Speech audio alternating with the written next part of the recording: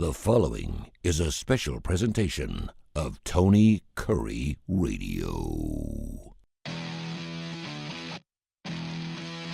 Hello everyone, welcome in as students to the game. My name is Alex Baumann. I'm joined by my co-host today, Gray Oldenburg. Unfortunately, Nathan Gladwell could not be with us. He had some work priorities to handle, so he'll be back next week. We'll be able to talk with some Alabama basketball, the aftermath of their Elite Eight loss to Duke. We'll get his take on that next week.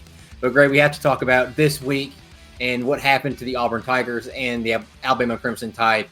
But first, let's start off with the only winner of the two being the Auburn Tigers, able to defeat Michigan State 70-64 in what was close all the way until the end. Tom Izzo and his team forced a few turnovers on the inbounds and tried to get back in the game, but their shooting woes could not be taken care of by them, and Auburn heads to their second Final Four in program history, and that's the second under Bruce Pearl.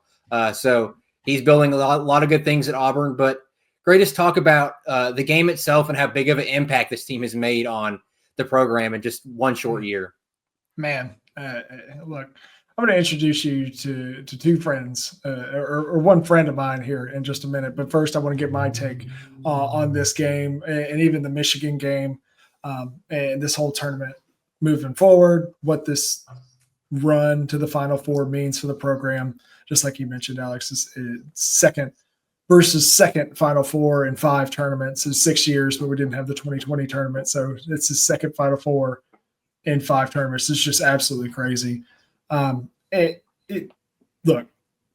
first talking about this game, you're going to have to excuse me throughout and the listeners are going to have to excuse me throughout the main portion of this podcast. I am recovering. My voice is recovering because I was in attendance in Atlanta on Sunday night. So y'all going to have to recover. You're going to have to let me recover a little bit. We are less than 24 hours after at the time of this recording. So it was awesome. This is Auburn team that has found their rhythm again, that they kind of lost a little bit of towards the end of the year. I think playing the gauntlet of the schedule, especially in the SEC, really affected them at the end of the year. That rhythm's back. This Auburn team that I watched the second half against Michigan and basically the whole game against Michigan State is the Auburn team that we saw in December and for the majority of the SEC schedule, where they won the best conference in NCAA basketball history by multiple games. Now, this is the team that this is why they're the number 1 overall seed. This is the team that we saw all year. And that's what's impressive about it. It means a lot. It means a lot. So just looking at the game as a whole, Gray, how was Auburn able to get past Michigan State, handling all those punches Michigan State was throwing back and forth at Auburn? Yeah, so I could easily say, Auburn was able to outscore Michigan State. They were doing different things offensively, but that's not the case. It seemed like during that run of losing the last three of the last 4 coming into the NCAA tournament for Auburn, it seemed like during that run, Auburn had lost a little bit of their gas defensively. Man, is that back. Man, I think this performance against Michigan State was one of, if not the best defensive performance of the year by the Tigers because of the defensive ability of both your guards and your bigs and them working together. It's incredible. Being able to watch on-ball defenders like Chad Baker-Mazara, Denver Jones, and Miles Kelly out there, watching these all Big Ten guards not being able to get by them, but they're finally able to get by them, and they have to see Dylan Cardwell right there or Janai Broome right there or even Chaney Johnson right there, and not being able to do anything is outstanding. I mean, you held Jaden Akins to 6 of 17. You held Jace Richardson to 4 of 13. You held Trey Holloman 0 of 10. You held Jeremy Fears 1 of 4. I mean, these are guards that tore through the Big Ten this year and were very, very successful against really good defensive teams. But Auburn's not just a very good defensive team. They're an elite defensive team. And it seemed like they had lost that previously, but now they've got them back. So looking ahead to the rest of the tournament, Janai Broome, he went down with an injury. He was able to come back, but you could tell that elbow, that shoulder was bothering him a little bit, wasn't able to use it as much. And going forward, Todd Pettifer has been the only consistent guy outside Janai Broome all tournament long. Miles Kelly has struggled. Baker Mazzara has struggled. Denver Jones outside of the Creighton game has heavily struggled.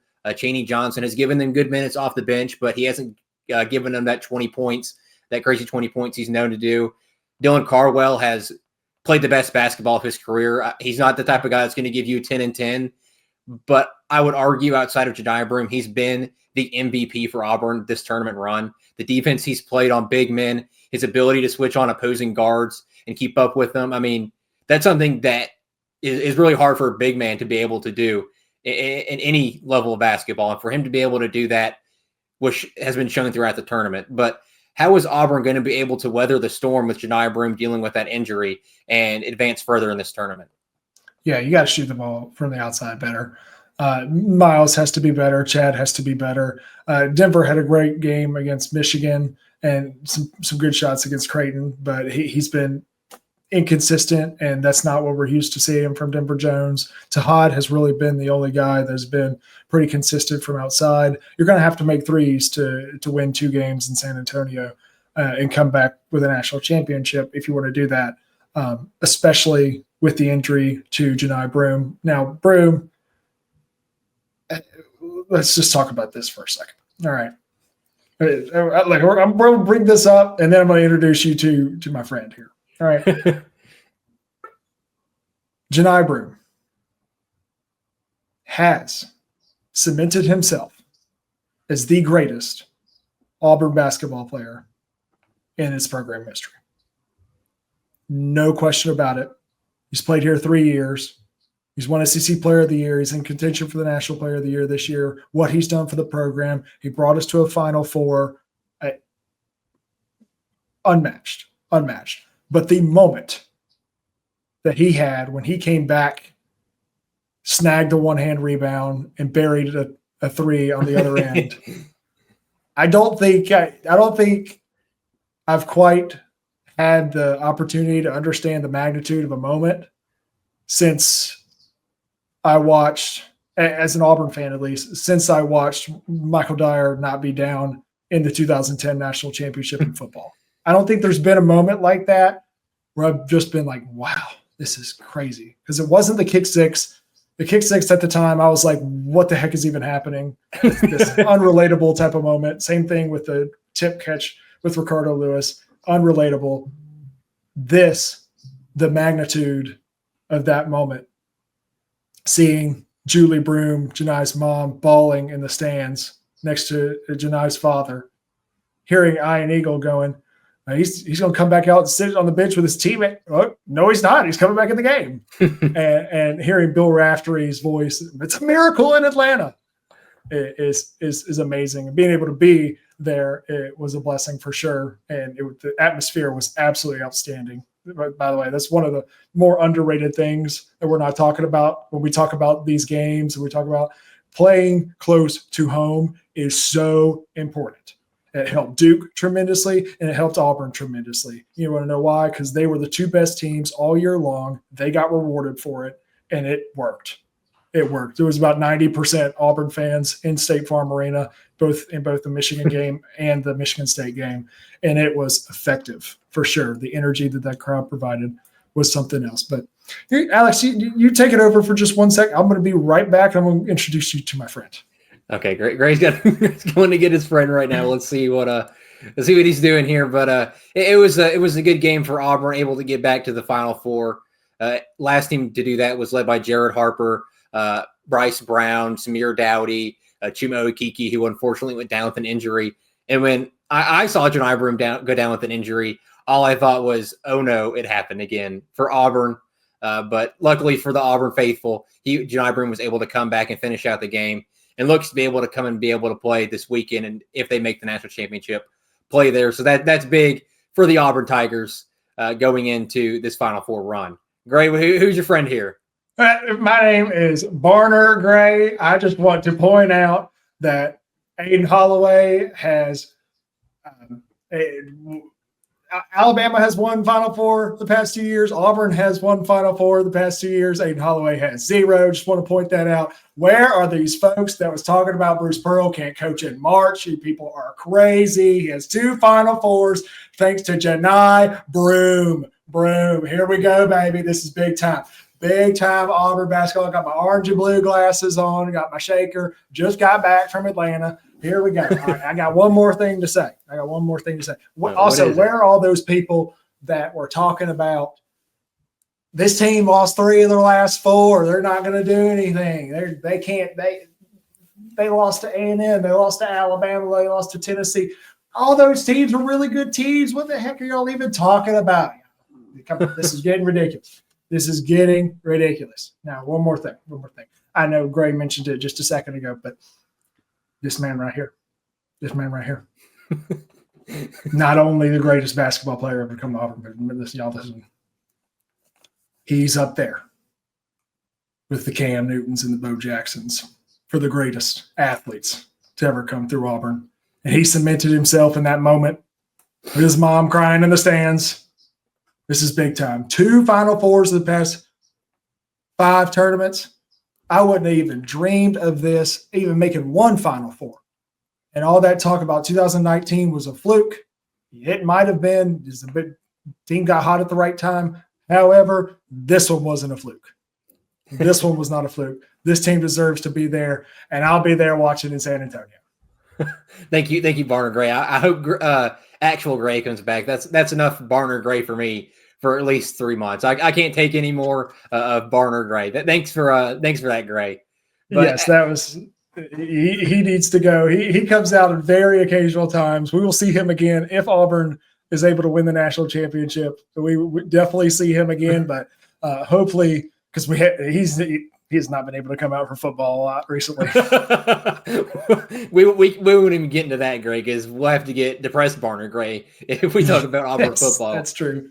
But after you left and while Barner Gray was coming on to the show, I was touching on the previous Final Four team for the Auburn Tigers with Jared Harper, Bryce Brown, Samir Dowdy, Chuma Okeke, who wasn't able to play in that Final Four game because of his ACL injury. But if you look at both teams, you just touched on it there, Gray. This one wasn't a fluke. The one back in 2018 you could see as somewhat of a fluke. But looking top to bottom, does this team have a better chance than the 2018 team did? I'm going to say yes. My only hesitant to those are 2 things. One, the injury to Janai. Don't know how healthy he's going to be. I fully expect him to play complete minutes and to start and that sort of thing. But he had 3 parts of his body go 3 different directions on Sunday night. So playing a game 6 days later against a very, very good Florida team is tough. And that leads me right into my second point, which makes me concerned, is this is an unbelievable Florida team. It's an unbelievable other side with Duke and Houston. 3 teams that Auburn has already played against and they're 1-2 against have a chance to get revenge on that Florida team. After Florida came in and made every shot in Neville Arena in February, they made every shot. And I think that was one of Auburn's worst games of the year.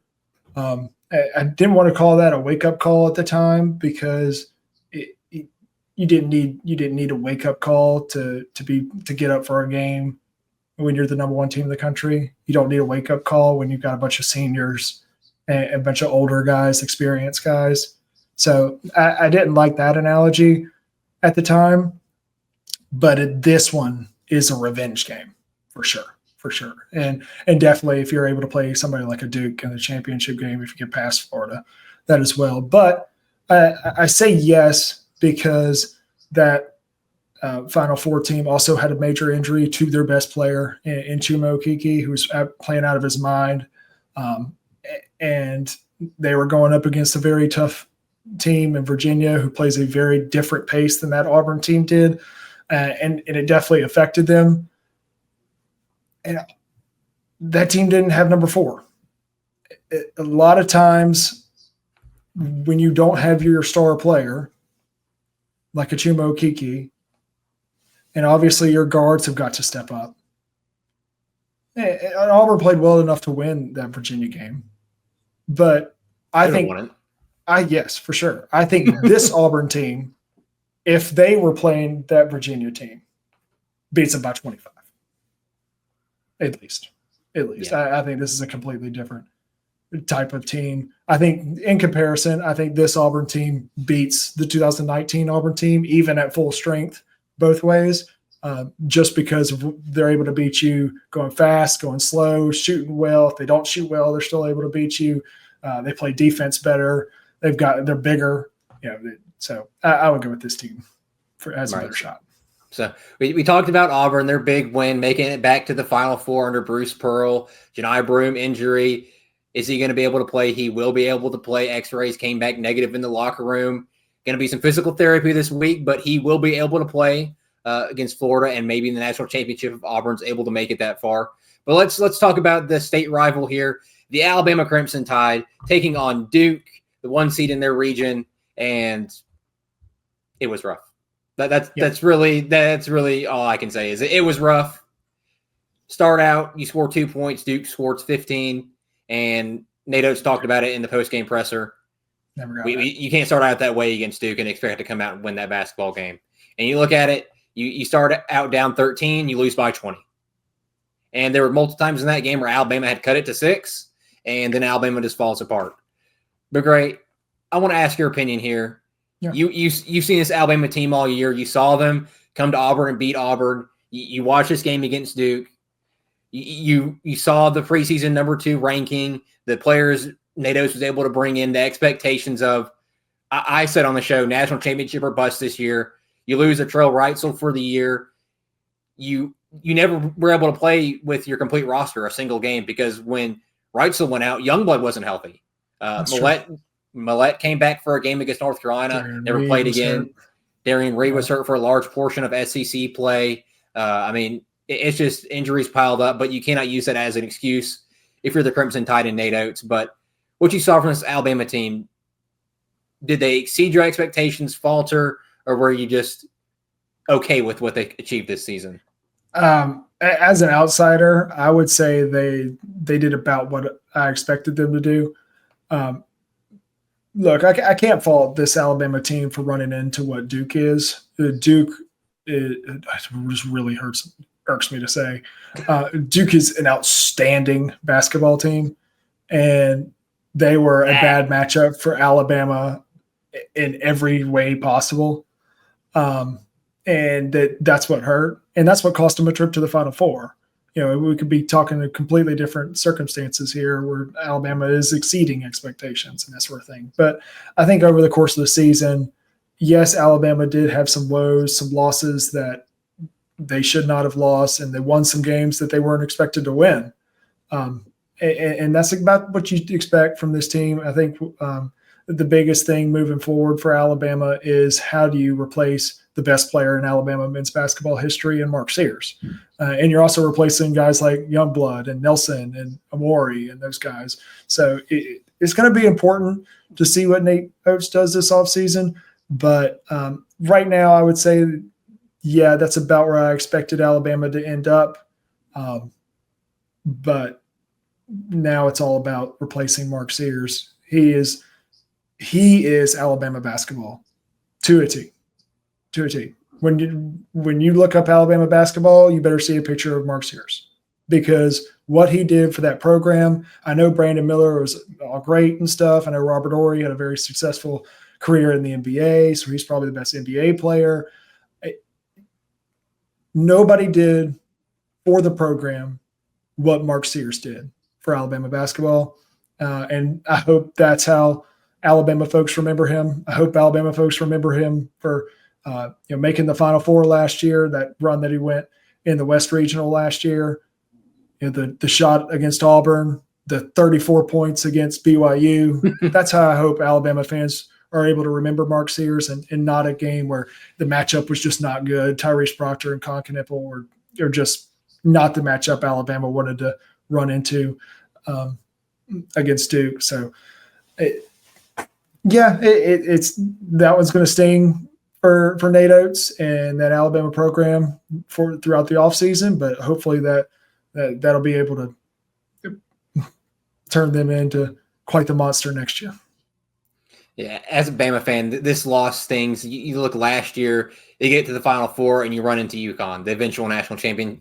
And this year you run into the team that's playing the best in the tournament and the best in the country right now in Duke. Yeah. And it's just back-to-back years of you run into the two best teams playing the best basketball right there.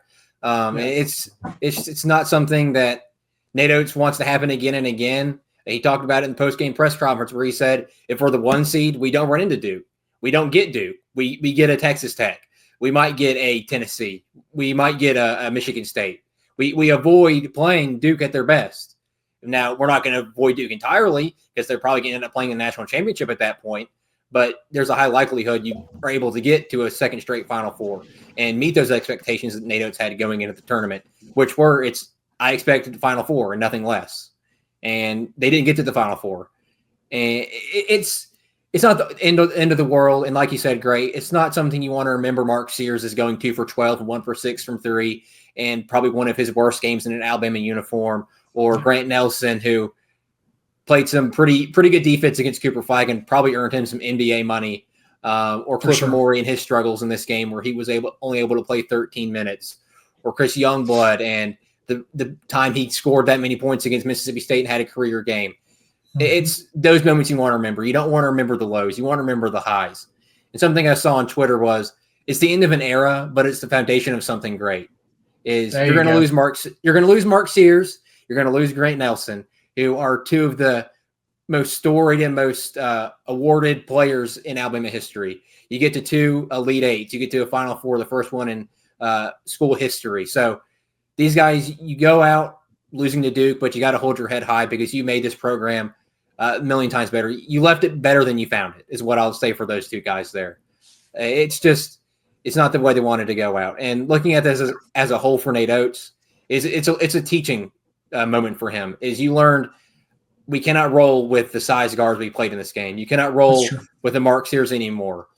He's great, but when you play a Duke who has Tyrese Proctor and Conk Nipple, he doesn't have the ability to get his shot off the way he should. You can't roll with an Aiden Holloway alongside of Baron Philon, two very skinny guards who are not physical enough to go up against physical big guards like Proctor and Knipple. You can't have that. Cliff Morey, while he's great, a great rim protector, we saw in this game, Nate Oates' system, it does not really work. When Alabama was having success, they were pulling Malawatch away from the basket. Aiden Sherrill hit 2 3-pointers to bring it closer. In the future, Nate Oates has to attack the portal and go for centers that have shown the ability to shoot the 3-pointer. His system does not work going against a team like Duke if you're going to have a center that is not a threat outside of catching a lob or getting a putback dunk. Yeah. It's a good learning moment for him. And the defense, it was putrid. That's all I can say for the defense. It was putrid. The switching, there was lack of communication. There was a moment where Mark Sears ended up on Malawatch. That can't happen ever. Yeah. And you just got to stick with the guy and die at that point. You cannot let Mark Sears switch onto a 7'2" guy with a 7'4" wingspan or however long it is. Yeah. That he has no hope. I don't care how good Mark Sears is as a basketball player. That's like asking me to go guard the Jolly Green Giant. It's not going to happen. This team, I'm proud of what they accomplished this season. They came in as the number 2 overall team in the preseason rankings. They didn't win the national championship like I hoped they would and expected them to, but they made it to another Elite Eight. And I was able to sit through and watch the Avery Johnson era. I had to watch the Coach Grant era. I had to sit through those. I'm not going to take an Elite Eight for granted. That's something that a few programs get to experience. A few fans get to experience in their lifetime of programs. I mean, back-to-back Elite Eights. That's something to be proud of.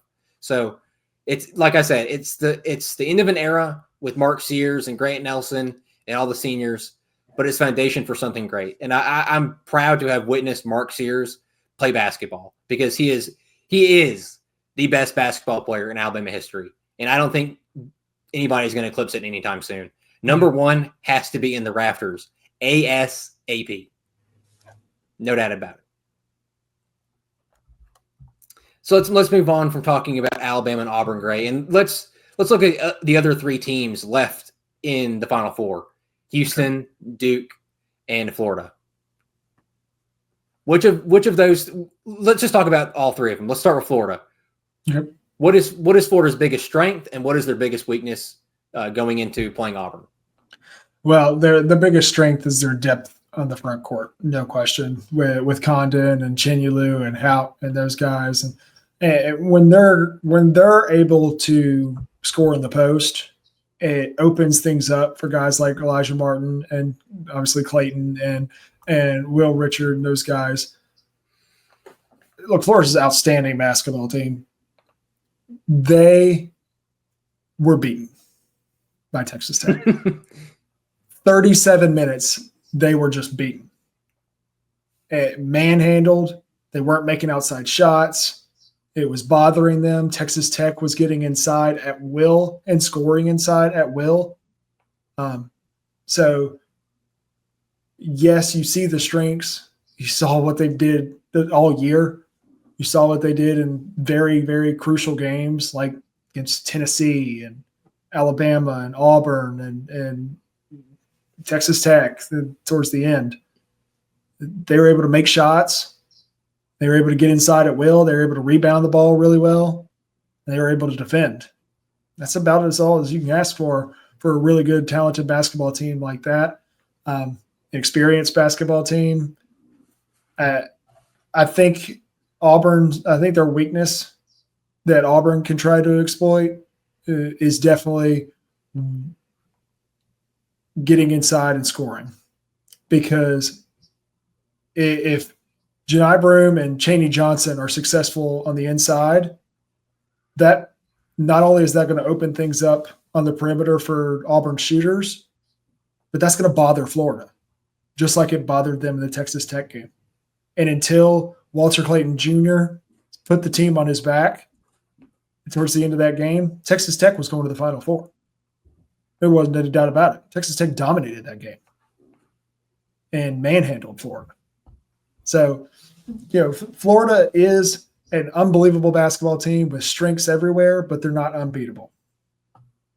They've showed it this tournament. I mean, UConn had them on the ropes. Yeah, even Maryland. Texas, Maryland did in that first half, second half. Yeah. I think Maryland's depth got to them. Yeah, Texas Tech had won that game.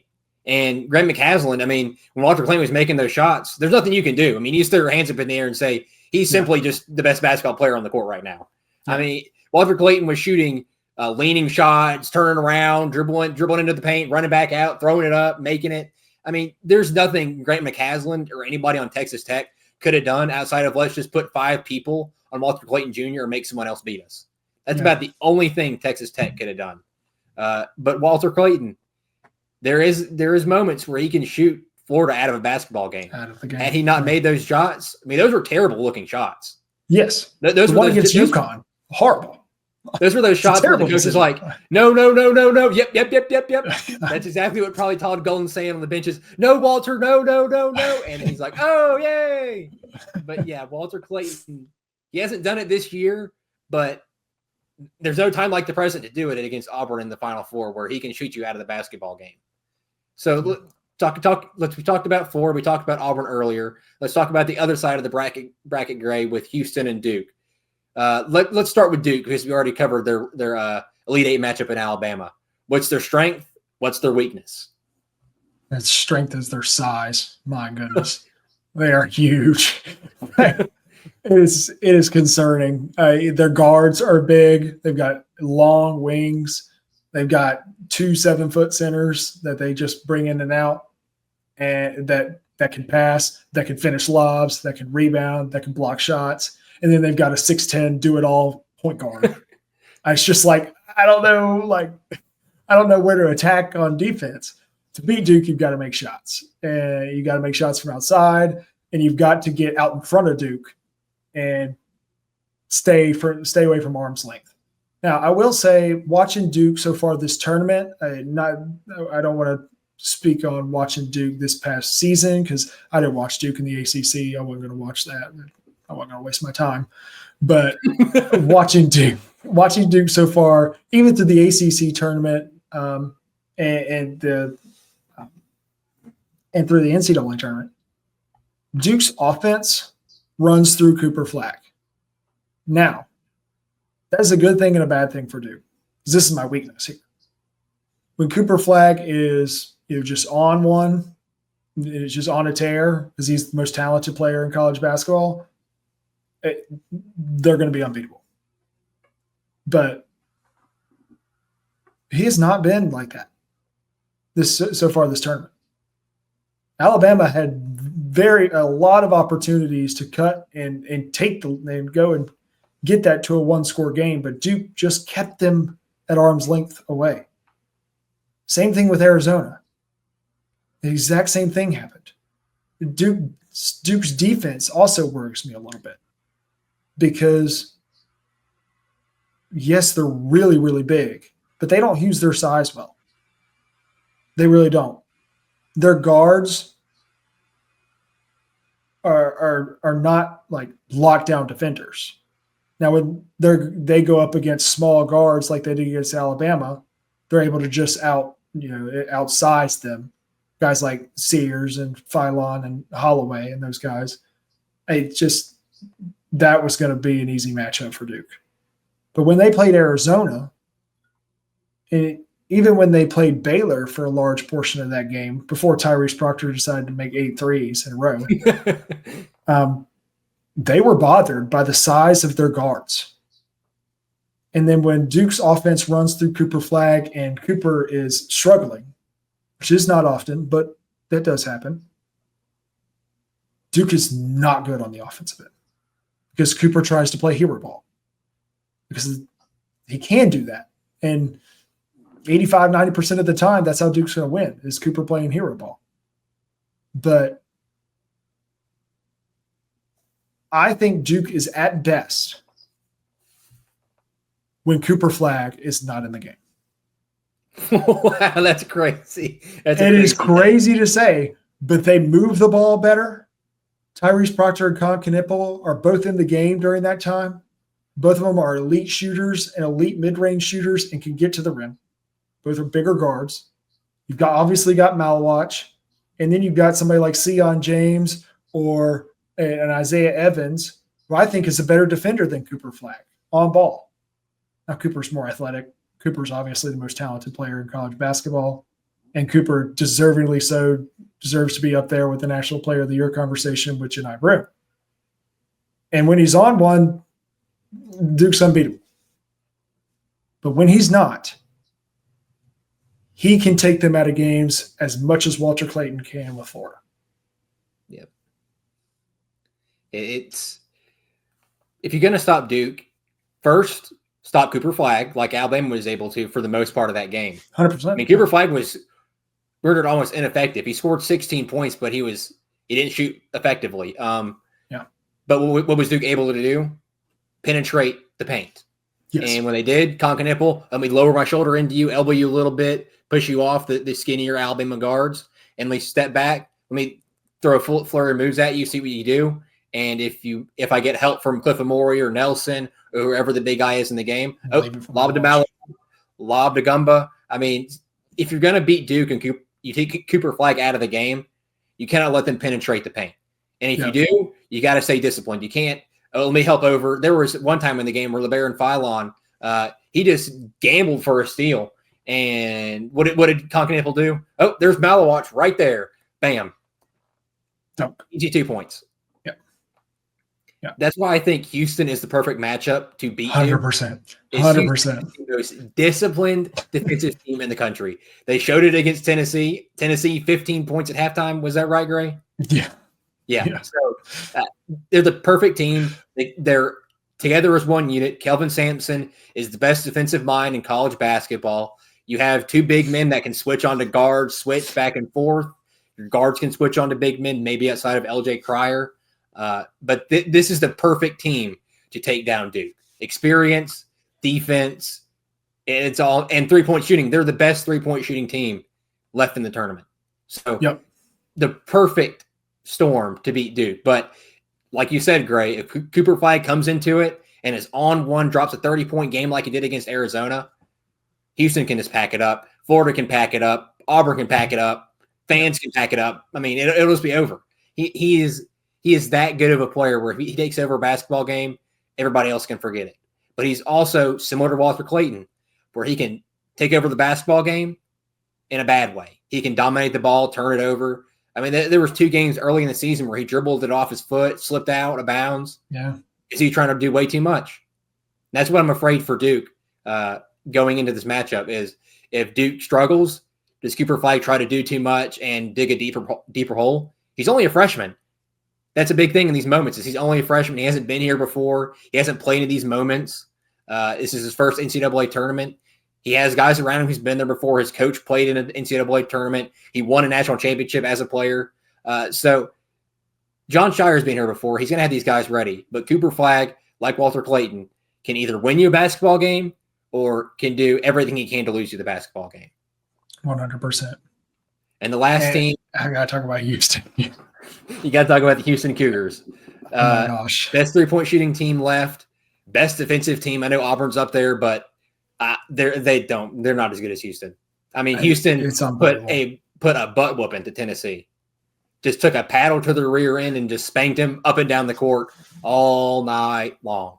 And as an Alabama fan, I know you as an Auburn fan, you can only just sit there and giggle because you're just thinking, Rick Barnes, where's that Final Four? Tennessee, where's that Final Four, buddy? But look, this Houston team is outstanding. They are outstanding. They're unbelievably well coached. They're so disciplined. You mentioned how disciplined. They're so disciplined on the defensive end and on the offensive end. I think this is going to be less of a battle between the players and more of a battle of Kelvin Sampson teaching John Shire how to coach an NCAA tournament game. Because not only is this team experienced, they're the best shooting team left. They're big enough to handle Duke. They've got guards that can stop the penetration, just like we were talking about with Duke. They've got guards that can penetrate against Duke's guards, just like Florida and Auburn do. It is not about this Houston team making a bunch of shots, scoring 90 points against a Duke defense, or even holding Duke to a 50, 60 point type of outing. Even though if they do, Houston's winning that game. This is about the matchup of coaches. And as much as I absolutely love the matchup of coaches on the other side with Bruce and Todd, the matchup of coaches on this side with Kelvin Sampson and John Shire is going to be cinema. Because Kelvin Sampson, experienced, been here before, knows what he's doing, has the most disciplined team I think he's ever had. And they're well more tested and more prepared than Duke is. And, did I mention they're considerably more experienced and considerably more disciplined? I don't think that can be said enough. This is the Final Four. The NCAA tournament is hard to come into as a freshman on its own. But this is the final. This is a whole different deal. This experience matters in these games.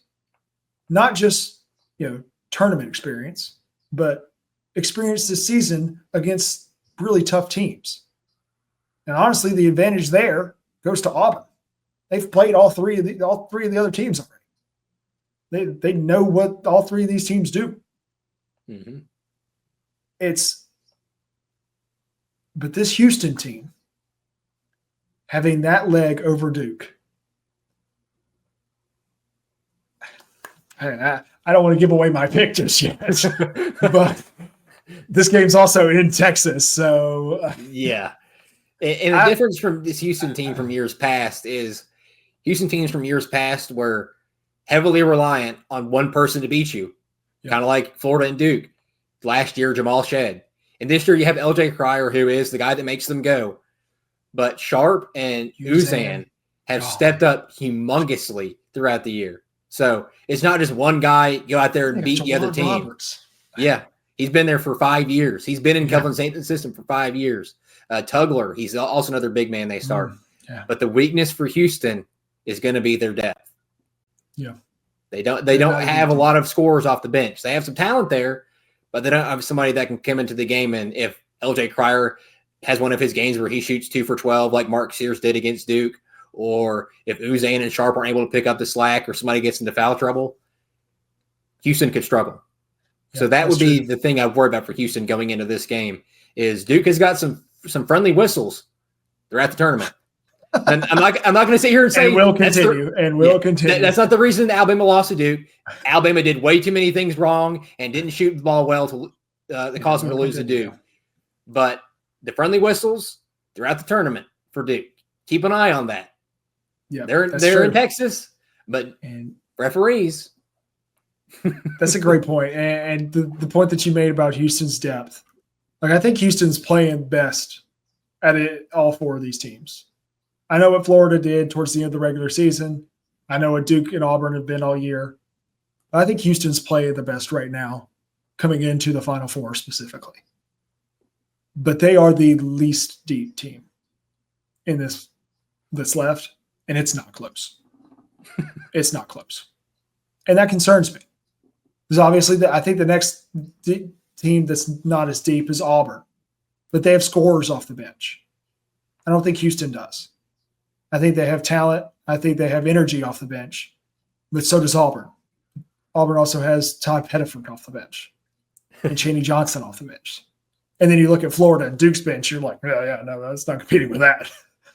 So that's the concern, 100% for Houston, especially if they get into foul trouble. But, yeah, I could combat that with the strength of this team doesn't get in foul trouble because they're unbelievably disciplined on the defensive end. They don't gamble. When they do go for steals and stuff like that, they get it. And they're very disciplined at the rim. And that was one of the weaknesses for Arizona and Alabama against Duke, because they weren't disciplined at the rim when Duke's guards were able to penetrate the paint. Houston is. And they've got some experienced guys down there with Taylor and Roberts and their guards. I also want to just point out, as we're kind of wrapping up this talk about all these 4 teams, if you are one of those losers that is upset with the 4 best college basketball teams being in the Final Four because there wasn't, a Cinderella team that went crazy, or a crazy upset in the Elite 8 or the final or the Sweet 16, you don't deserve to watch these 3 games. You really don't, because these are by far the 4 best teams in college basketball, have been all year. And now they get to play in the Final Four. That's pure cinema. And I could sit here for hours and go through each team and tell you why they're going to win it and why they're not going to win it. Because each team have the ability to do that for each of those teams. And that's crazy. We haven't had that in the Final Four since 2008. Yeah. Since the last time it was in San Antonio, since the last time it was all 1 seeds. We have not had that. There's always been a team in there that's just like, they're not going to win it, but it's amazing that they're in there. No, every one of these teams, each 4 of these teams could win the national championship. No doubt in my mind. Yep. Now we get to watch 120 minutes of pure cinema basketball between these 4 teams. And it's going to be awesome. Before we get out of here, Gray, I want to pose this question to all our listeners and everybody out there. Would you rather see this Auburn, this Florida, this Houston, and this Duke, or 2023 where you had FAU, UConn, San Diego State, and Miami in the Final Four? And going into that Final Four, if you didn't say UConn had nobody was going to touch UConn, you had no idea. I mean, nobody was touching UConn in that Final Four. Not a soul. No, I remember when we were doing the show. I remember when we were doing this show talking about that Final Four, and we were like, I mean, cool. I'm glad Florida Atlantic made it, and good for them. I mean, San Diego State, good. I mean, they were able to get to the Final Four for like the first time in forever, and then Miami just got hot at the right time. but UConn to just storm through that and then storm through the Final Four. I barely watched those games, even though there was a buzzer beater with Lamont Butler in that Final Four. That wasn't basketball. That was basketball that you watched. That wasn't basketball that you tuned in for. That wasn't basketball that you planned your day around. Exactly. These are the games you have no idea who's going to win it. You just want to tune in because you want to see the best basketball played at the best time. Exactly. On the biggest stage. Yeah. On the biggest stage. This is what March is made for. I'm excited. Right. I know Gray's excited.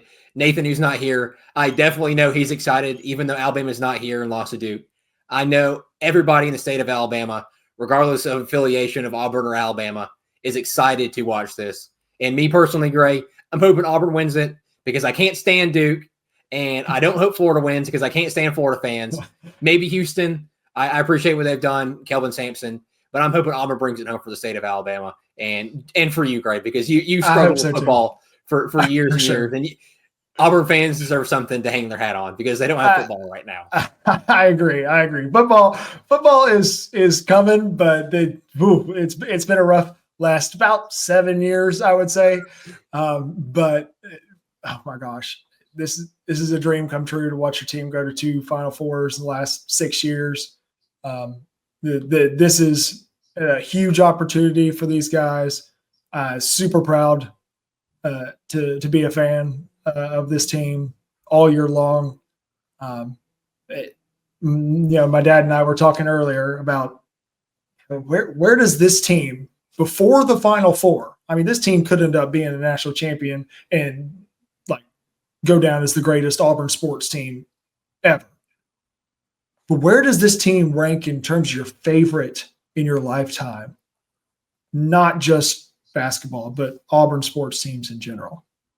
And my dad and I both agree. We both said number 2. Right now, they're number 2 behind 2010 national championship in football with Cam Newton. And Janai Broome is number 2 as well behind Cam. And if he comes back with nets from San Antonio, sorry, Cam, he's number 1. Yep. It's good for Auburn fans to have this to hang their hat on. For Bama fans, don't be discouraged. Don't hang your head. Nate Oates will have Alabama back in the Final Four. It might not be next year or the next year. Bruce Pearl took him a little bit to get back, but Nate Oates, I have full confidence in him and the coaching staff to get back to a Final Four without Mark Sears and Gray Nelson. He can do it. He's shown it year after year. Led the country in scoring back-to-back years. He'll get back to the Final Four just like Bruce Pearl did, and these programs will be mainstays in college basketball for hopefully my entire lifetime.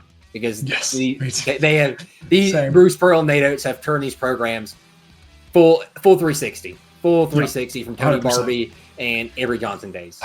So we'll be back next week to talk national championship and get into some coaching carousel news and some other stuff we'll have for you next week. I appreciate everyone for listening and watching Students of the Game.